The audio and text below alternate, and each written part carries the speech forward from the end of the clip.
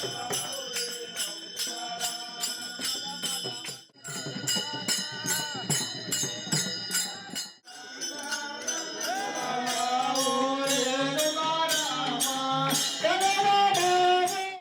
गावाल्यानो आणि तुमचा सर्वांचा परत एकदा थेट कोकणातून स्वागत। आणि आजचा पवित्र दिवस, आजच्या दिवशी भगवान शिव आणि माता पार्वतीचं लग्न झालं होतं, म्हणून आज आपण महाशिवरात्री साजरी करतो। म्हणून आज आपल्या गावामध्ये महाशिवरात्रीची दिंडी निघणार आहे ढोल ताशाच्या गजरात। आणि आजच्या दिवसाचं असं बोललं जातं की भगवान शिव शिवलिंग रूपात आज प्रकट झाले होते। आता मी जातो दिंडीमध्ये, तर आपल्या गावची दिंडी लास्टपर्यंत नक्की बघा।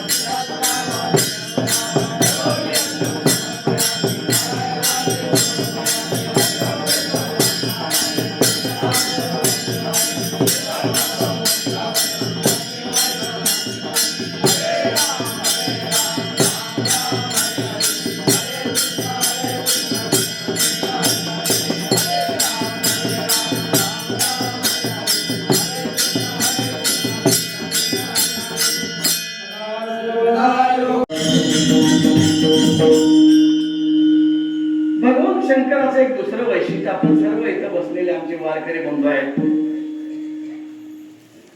पहिली जर वारी कुणी केली असेल तर ती शंकराने केली, पंढरपूरची. लक्षात घ्या मायबाप. आणि ती एकट्यानं नाही केली बरं, सह कुटुंब सह परिवार पांडुरंगाची वारी ह्या शंकर महादेवाने केली.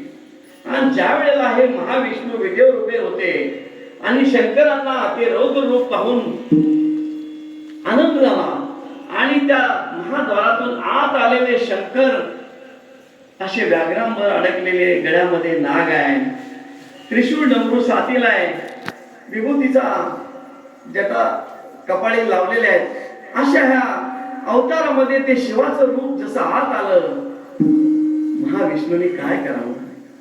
नतमस्तक तर झालेच झाले, त्यांना उचलून खांद्यावर घेतलं, 2 वेळा गोल फिरले आणि त्यांना मस्तकावर धारण केलं. बघा, आज मी तुम्ही जर पांडुरंगाला गेलो ना, पांडुरंगाच्या डोक्यावर पिंड आहे, असा हा भोळा महादेव आपल्याला वाटतो. दयाळू तर खूपच आहे, भोळा शंकर आहे, शिव भोळा चक्रवर्ती, त्याचे पाय माझे चित्ती. कारण का ताबडतोब प्रसन्न होणार हे दैवत आपल्या प्रपंचामध्ये. माझ्या माता पितांनो हजार अडचणी असतात, मावल्या सोमवारचं व्रत करतात, 16 सोमवार करतात, आजची महाशिवरात्र केली असेल. हे बघा, तुम्ही केलेलं पुण्य एवढं सुद्धा वाया घालवून न देणार हे महत्वाचं दैवत आहे. आता तुम्ही म्हणाल ब्रह्मा विष्णू महेश, हे बघा, ह्या महाराजांच्याकडे खातं कोणतं आहे? उत्पत्ती, स्थिती आणि लय, जनरेशन, ऑर्गनायझेशन अँड डिस्ट्रॉय. जन्माला घालणं, सांभाळ करणं हे विष्णूचं काम आहे, जन्माला घालणं ब्रह्माचं काम आहे, आणि संपवणं या जगामधून घेऊन जाणं हे कोणाकडे खातं आहे? त्या भोलेनाथाकडे. किती महत्वाचं खातं आहे महाराज.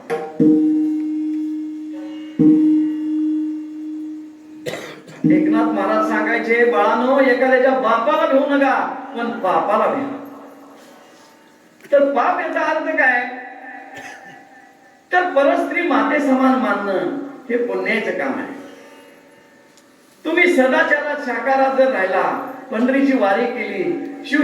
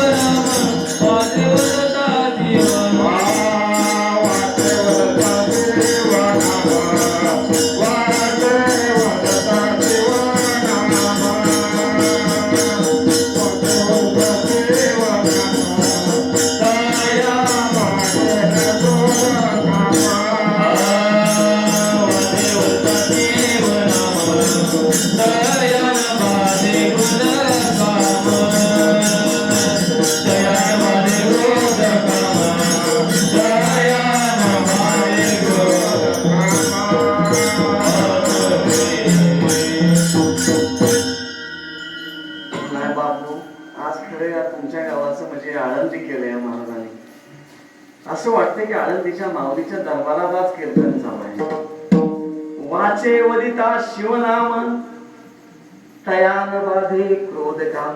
अहो, हे जे षड्रिपू आहेत ना, मोह, मत्सर, माया, लोभ, अहंकार, काम, हे जे षड्रिपू आहेत ना, हे भगवंतापासून आपणाला दूर ठेवतात. लक्षात घ्या. साधू असावं पण कमरत आदू नसावं, लक्षात घ्या. तेव्हा भगवंताची भेट होते. हा, पण हे षड्रिपू काय करतात? माणसाला बरोबर त्या वळणावर आणतात आणि त्या वळणावर आणलं की बरोबर तुम्ही ते सुरफाटे खेळताना पाय पडतो का नाही? काय म्हणतात त्याला? हा, काय नाही खेळा. त्या कोंडीतनं पाणी त्या कोंडीत, त्या कोंडीतनं त्या सुरफाटे खेळताना पाय पडतो का नाही? शेवट काय म्हणतात? हा, बरोबर आहे. नाही म्हणा, तो सातारी शब्द आमचा. कसा आहे तो शब्द अतिशय महत्वाचा आहे, कारण ती आवडच करतं ना. तसंही षड रिपू आपल्याला भगवंतापासून लांब ठेवतात. मग ती शिव लोकाला न जाता तो मनुष्य नरक यातनेतनं यम लोकाला जातो. शिव ह्या शंकराचं एक वैशिष्ट्य बघा. कापूर जसा काळे पेटीने लावला की लगेच पेट घेतो, तसा हा भोळा चक्रवर्ती आहे.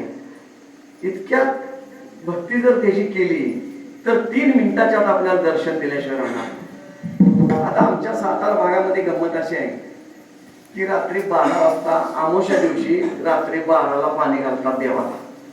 काय काय लोक, मी त्यामध्ये होतो त्यावेळेला घातला, आता जात नाही. आता अमावस्या म्हणले की भीती वाटते. आता तुम्ही म्हणाला अमावस्याचा तुमचा प्रश्न आला कुठं? महाराज तुमच्यापासून सावंतवाडी किती लांब आहे? योगायोगानं एका आमच्या मित्राच्या वाढदिवसाला मी कीर्तनाला त्या सावंतवाडीला गेलो आणि ती मी जन्मलो होता अमावस्या दिवशीच हो.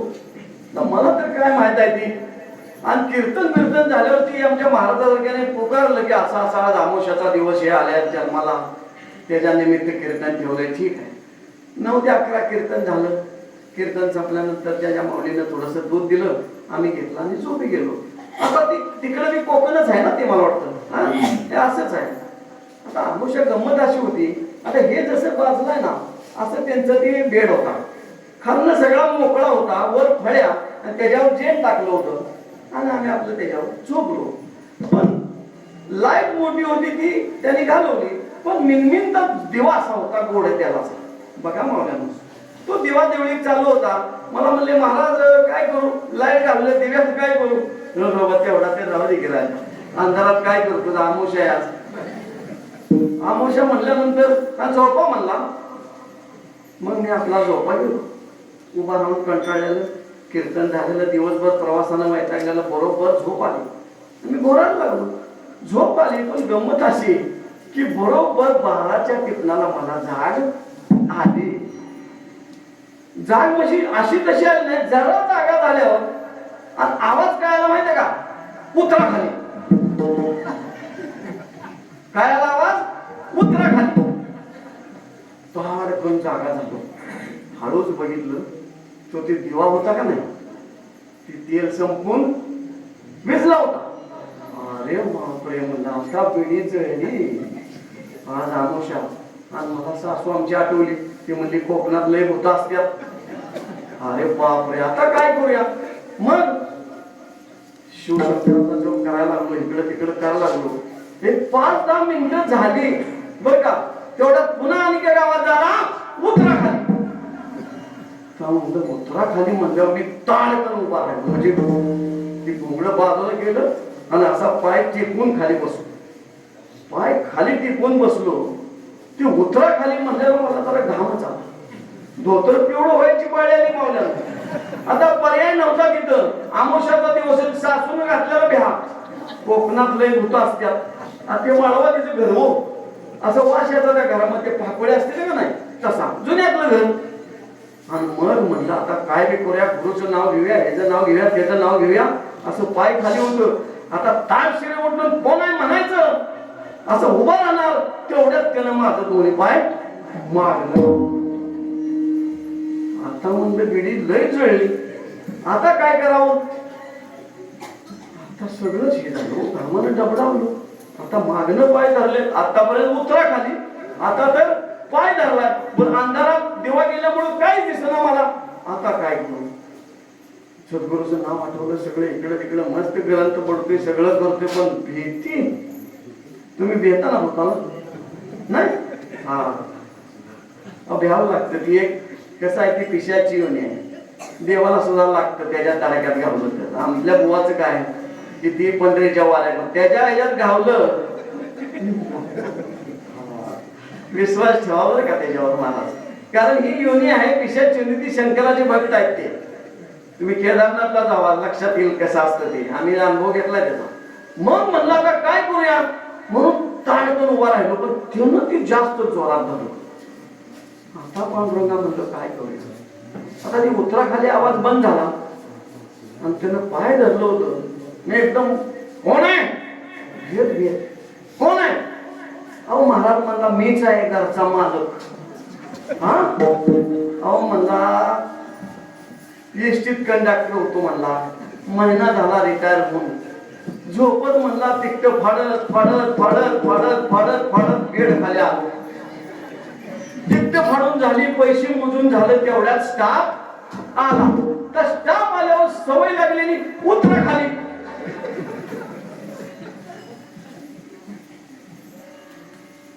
म्हणला चुकलं माझ्याकडनं उतरा खाली म्हणल्यानं, माफ करा महाराज म्हणला. शाबास बहादरा म्हणलं, ती तुझी सवय मला म्हणलं उद्या कीर्तनाला घेऊन जाते का नाही कोणाच ठाऊक.